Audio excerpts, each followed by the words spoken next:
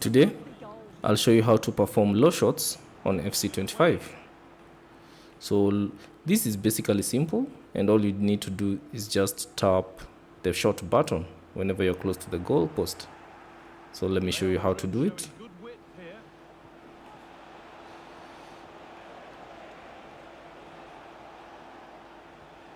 Oh, good defending, just when it was looking threatening. Under a bit of pressure here.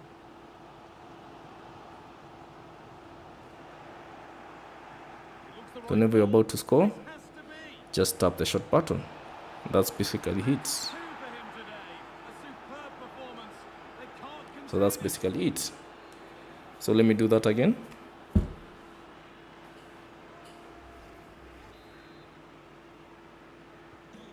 away we go again at 2-0 now. So just tap the shot button. That performs a low shot. And of course it's in. It's a masterclass in finishing. Thanks for watching, and I'll see you on the next one.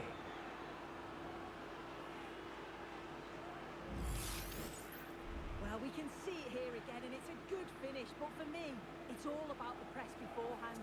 Really disciplined, working as a team to force the mistake, and then they take full advantage. It's a really good goal.